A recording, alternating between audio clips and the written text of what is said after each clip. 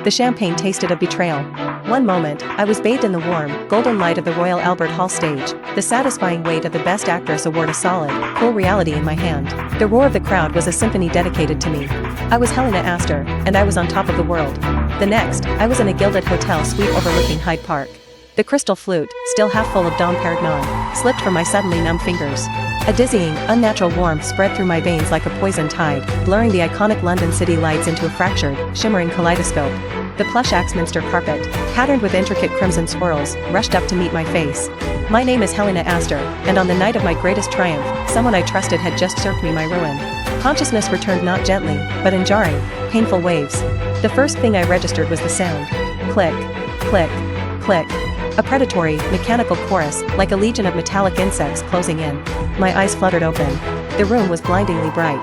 Flashes, so many flashes. I was sprawled on a king-sized bed, the silk sheets in disarray. My couture gown, a shimmering silver creation that had cost a small fortune, was torn brutally at the shoulder, leaving the smooth curve of my skin shamefully exposed to the cold air and the colder lenses. My body ached with a deep, humiliating soreness, as if it were a battlefield I had no memory of losing. Angry red marks bloomed across my arms and collarbone, stark against my pale skin. I was a spectacle. A feast for vultures.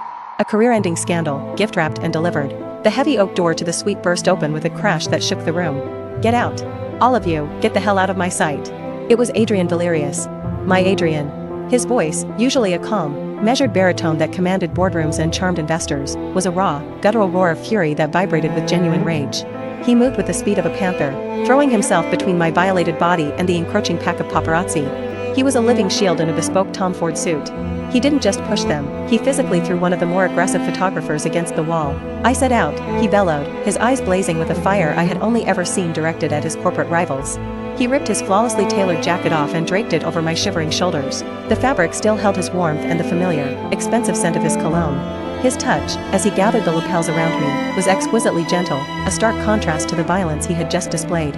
His eyes, when they met mine, were a perfect storm of anguish and concern. The reporters, stunned by his ferocity, scrambled out of the room.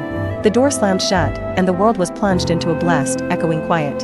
Helena, he whispered, his voice cracking. He knelt beside the bed, his hand reaching out to stroke my disheveled hair, his movements hesitant, as if he were afraid I might break. I'm so sorry. God, I am so sorry. I should have been here. A choked sob escaped my lips, and I clung to him, burying my face in the crisp cotton of his shirt. He was the only solid thing in a world that had just dissolved into a nightmare of chaos and shame.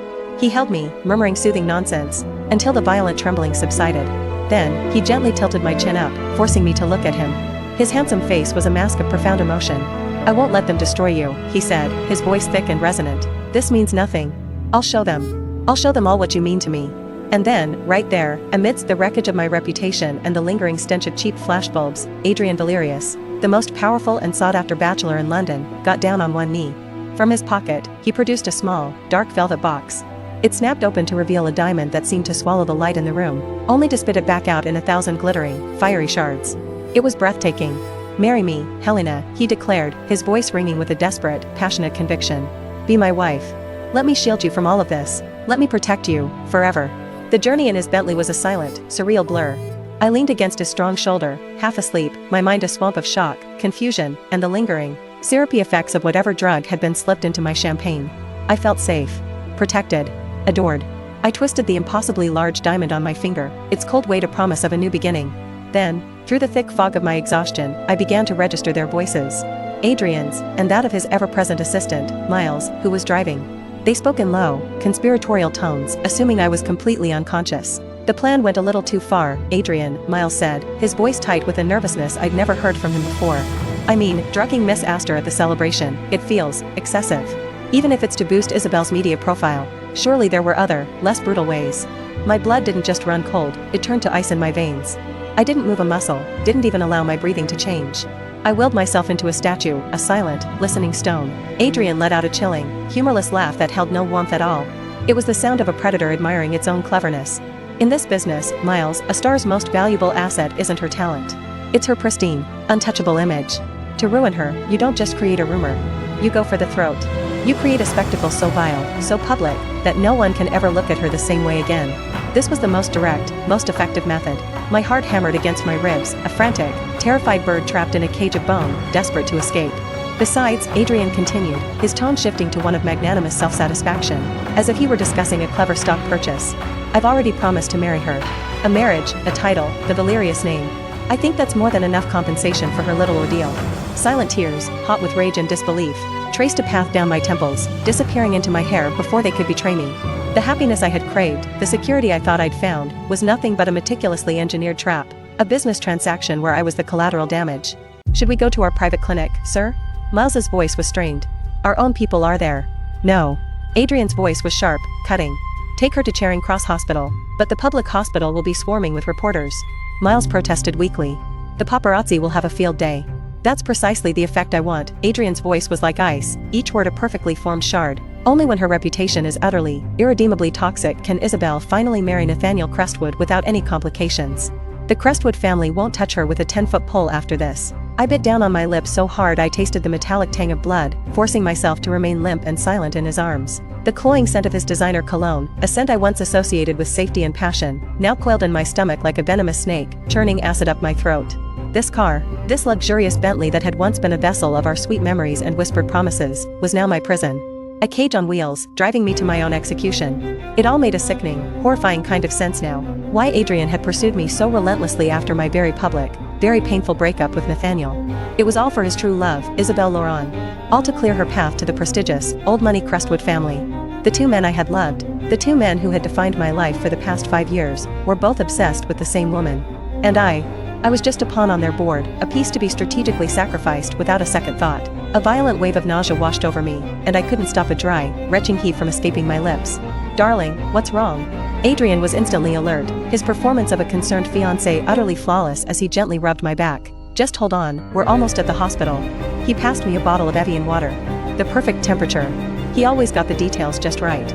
Slowly, now, he murmured, his voice a tender, poisonous caress against my ear.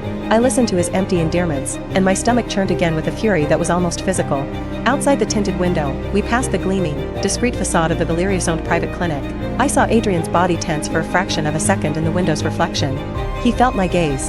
The doctors at those private places are limited, darling, he explained, his voice smooth as silk as he pulled me tighter into his treacherous embrace. I've arranged for the best specialists at Charing Cross. NHS has its uses. Don't you worry about a thing. I'll shield you from the press. He placed a soft, proprietary kiss on my cheek. I turned my head to the window, my heart a hollow, echoing cavern of bitterness. For 3 years, I had been his canary in a gilded cage, singing for my supper, blind to the fact that the cage door was always locked from the outside. Okay, I whispered, the word tasting like ash in my mouth. Whatever you think is best. My meek compliance seemed to please him. He relaxed, settling back into the plush leather. Through the rearview mirror, he gave Miles a look, a silent command. When we get there, you make damn sure you protect your future sister-in-law, Miles. Her well-being is your only priority. Miles met his gaze in the mirror, then his eyes flickered to mine. I saw it then, clear as day. A flicker of profound guilt. The deep, unmistakable shame of a man with a conscience, forced to participate in something truly ugly.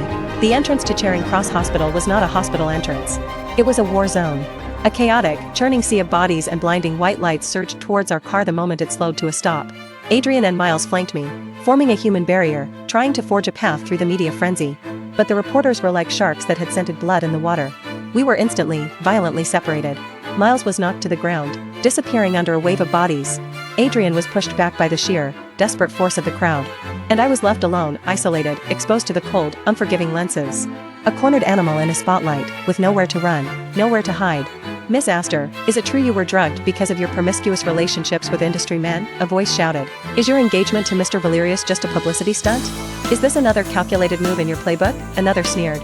Do you think your career is over after this?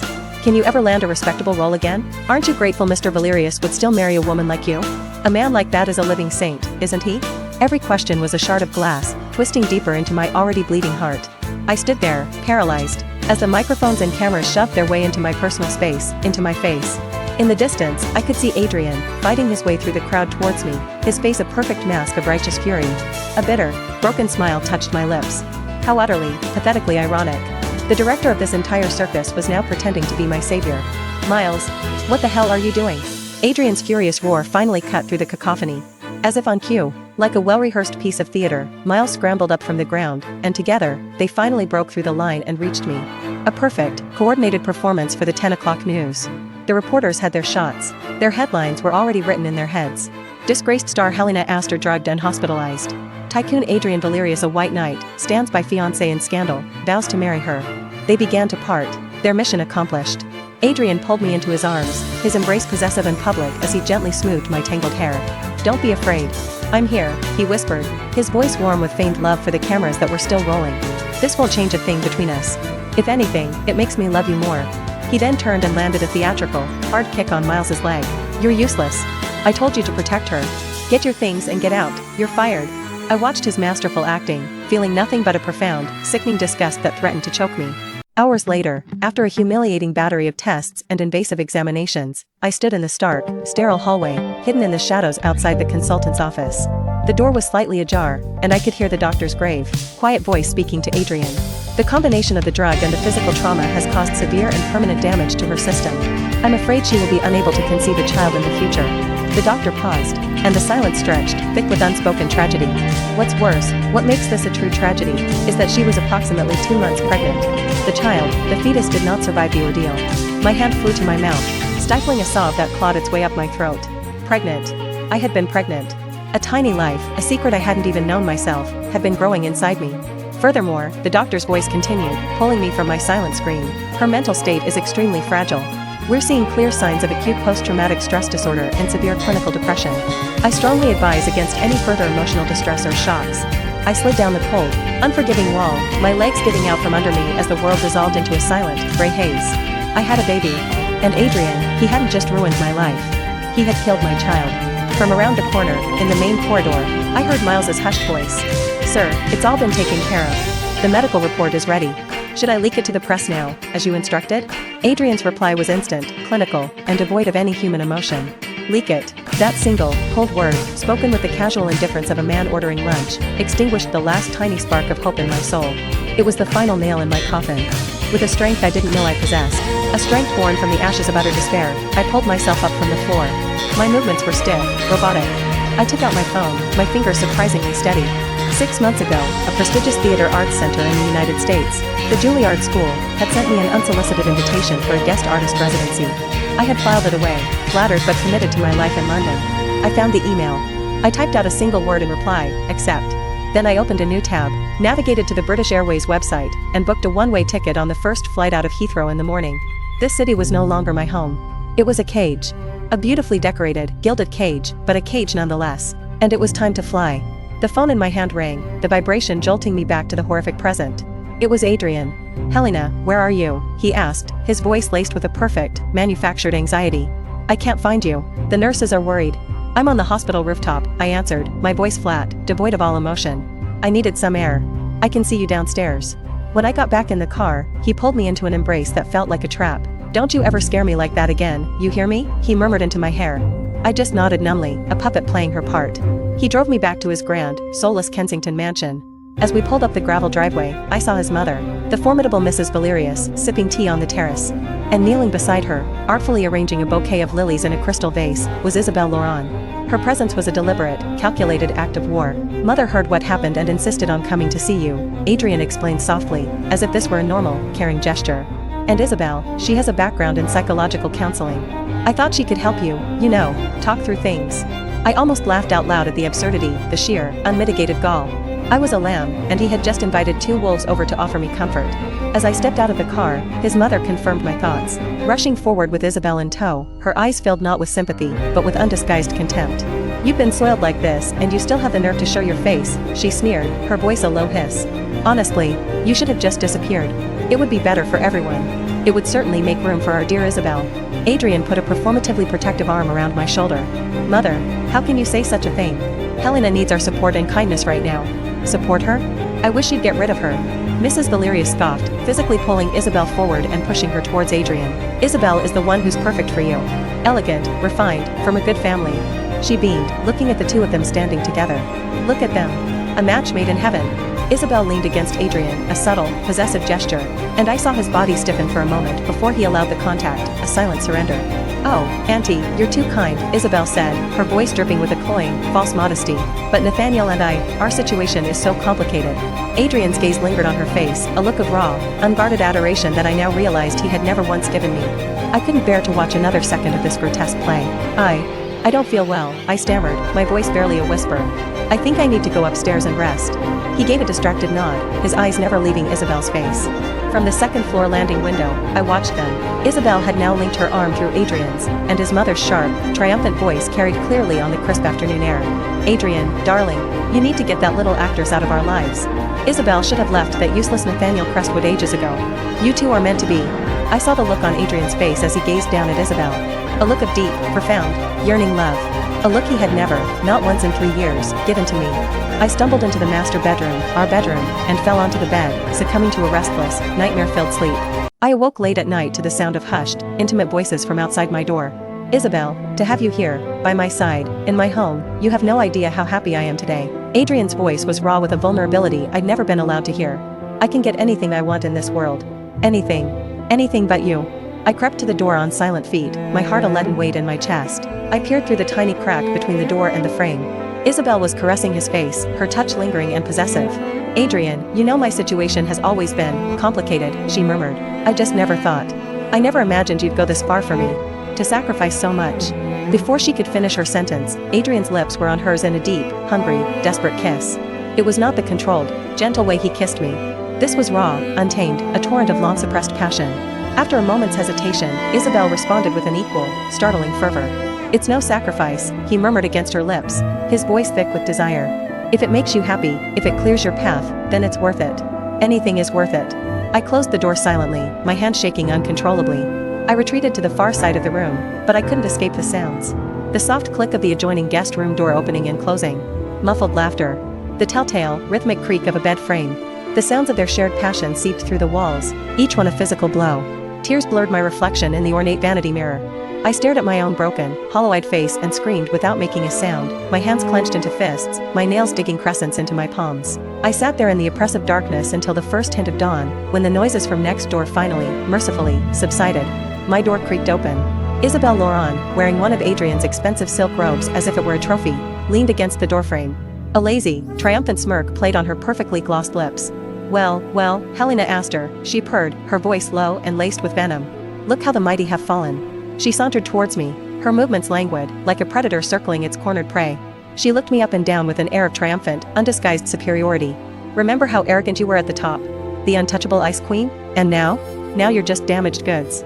Something pitiful that nobody wants. She paced around me, trailing a manicured finger along the back of my armchair. Nathaniel adored you, you know. Worshipped the ground you walked on. But I just had to crook my little finger, whisper a few promises in his ear, and he came crawling right into my bed. And Adrian, she laughed, a light, cruel sound. He may pretend to care for you in public, but he spent the entire night tangled in my sheets, in your house, in your bed. She paused, leaning in close, her perfume cloying and suffocating. And you want to know the most delicious part of the whole thing? Adrian knew you were pregnant before he set you up. The world tilted on its axis and shattered into a million pieces. He knew, she continued, her eyes glittering with malicious glee, savoring my silent agony. And what of it? While you were being violated by those hired thugs, he and I were on his yacht, sailing down the Thames, sipping champagne and celebrating our future. Her words were the final, fatal blow, shattering the last vestiges of my self-control. He knew. He knew about our baby, and he let it happen. He killed our baby on purpose. A primal rage, white-hot and absolute, erupted from the depths of my soul. I launched myself at her, my hands closing around her throat, my only thought to wipe that smug, triumphant smirk off her face forever. But my weakened, battered body had no strength. It was a pathetic, desperate lunge. Isabel let out a piercing, theatrical shriek. Adrian! Help me! Oh God, help me! Helena's gone completely insane. The main bedroom door crashed open and Adrian rushed in, his face a mask of alarm. He saw me, my hands on Isabel, and without a moment's hesitation, he shoved me hard. I stumbled backward, crashing into a table and sending a glass lamp shattering to the floor. He gathered Isabel into his arms, stroking her back protectively as she sobbed into his chest. What happened? He asked her, his voice all gentle concern. I was just trying to use my professional skills to help her, Isabel whimpered, her performance worthy of an Oscar. I wanted her to open up about her trauma, to process her feelings, but she just attacked me. Out of nowhere. Helena. Adrian's head snapped towards me, his eyes blazing with a cold, righteous fury. Why do you always have to target Isabel? She was trying to help you, in our home, and this is how you repay her kindness? I was a fool, he spat, his words hitting me like stones. A blind, stupid fool to ever choose a venomous, ungrateful, unstable woman like you. He lifted Isabel tenderly into his arms, as if she were a precious, fragile doll, and turned to leave. Over his shoulder, as he carried her out of the room, she gave me a look. A look of pure, unadulterated, victorious triumph. I collapsed onto the cold floor, amidst the shards of broken glass, my vision blurred by a fresh, hot wave of tears. My life, my love, my entire world, all of it was a grotesque, cruel play, and I was the fool who didn't even know she was on stage. They wanted to destroy me. Fine. But if I was going down, I was taking them all with me into the flames. My hand, trembling violently, reached for my phone on the floor. I scrolled through the contacts with a thumb slick with sweat, past agents, managers, and friends who were no longer friends. I found a number I hadn't called in years, a number from a different life.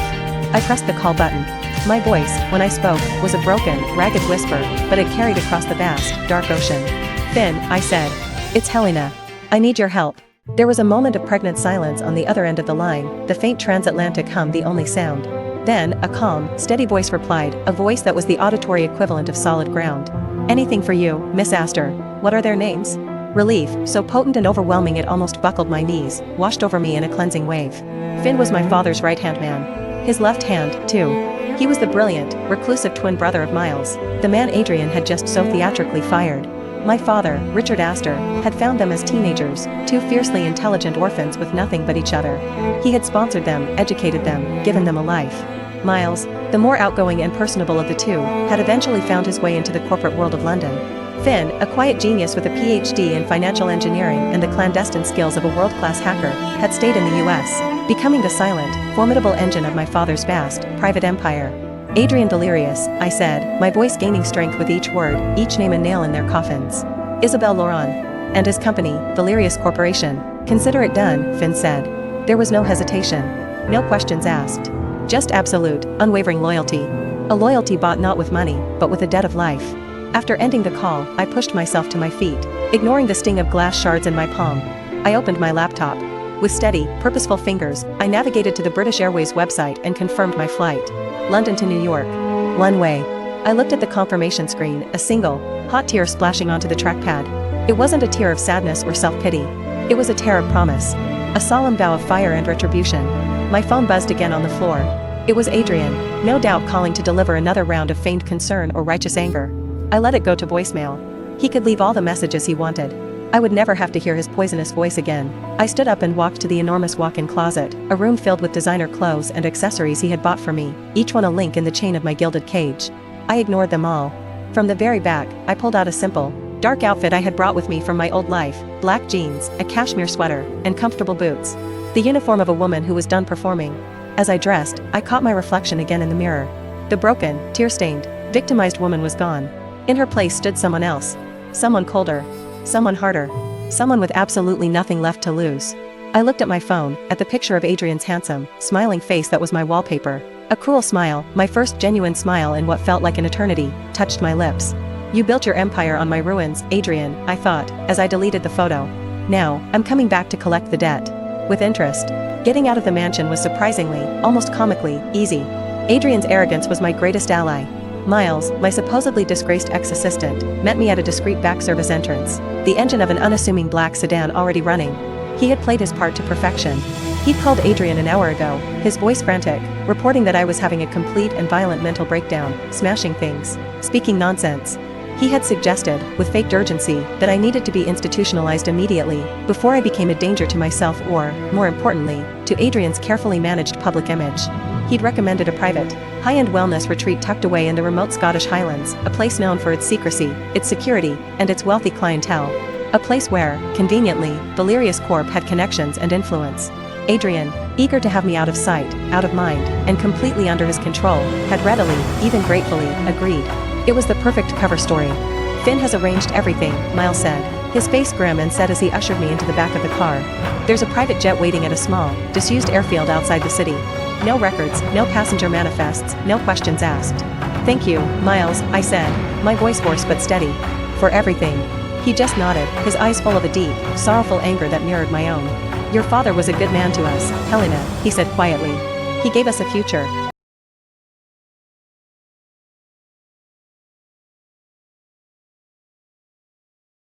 We never forgot that. The car sped through the pre-dawn, rain-slicked streets of London, a city I had once loved, a city that now felt like a sprawling graveyard of my hopes and dreams.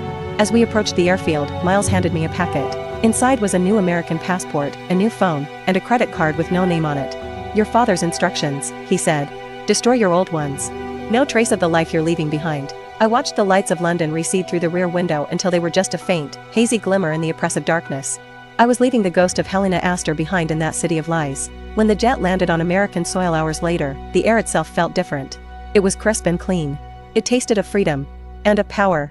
My father, Richard Astor, was waiting for me on the tarmac, standing beside a sleek black Cadillac.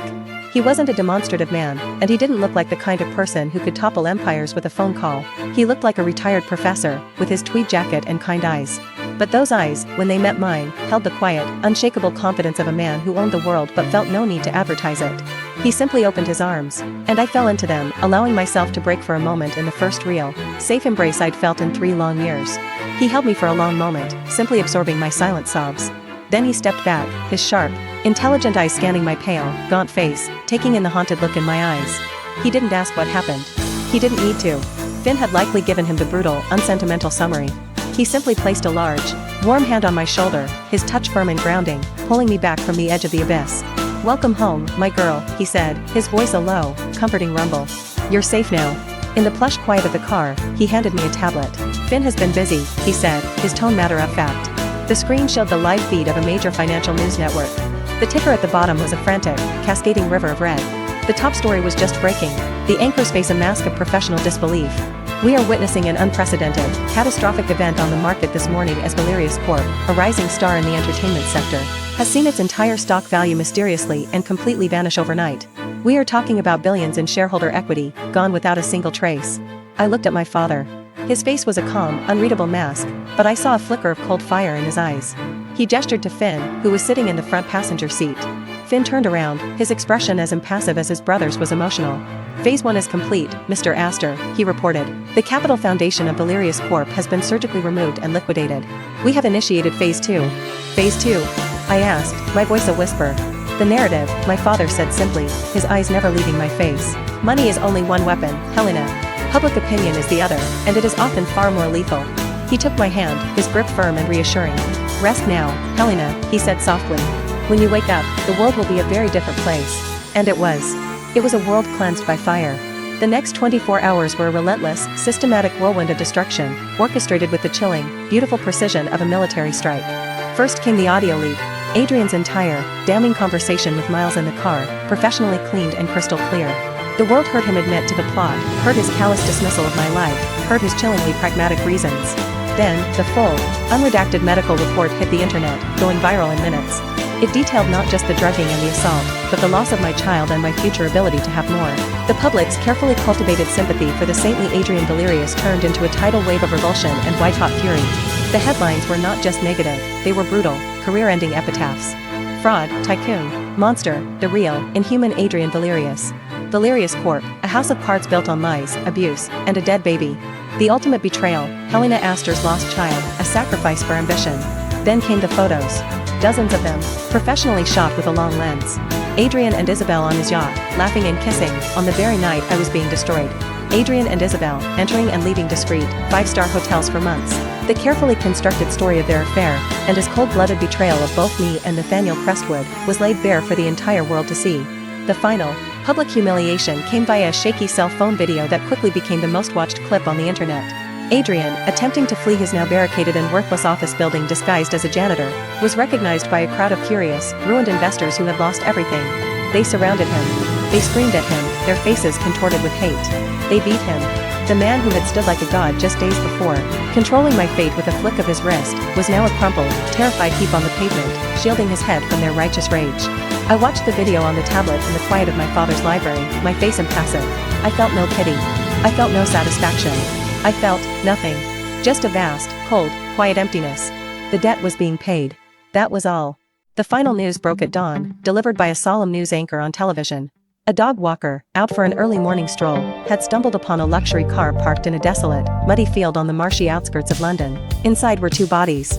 Both were naked, their bodies arranged by their killers in a grotesque, mocking parody of a lover's embrace. They were quickly identified as Adrian Valerius and Isabel Laurent. The initial police report cited a targeted, highly professional hit. An assassination. An hour later, another bulletin flashed across the screen. A breaking news alert. Mrs. Valerius, upon hearing the news of her son's gruesome, undignified death, had calmly taken the elevator to the highest floor of the now empty, bankrupt Valerius Corp headquarters. She had walked to the edge of the rooftop garden she had been so proud of.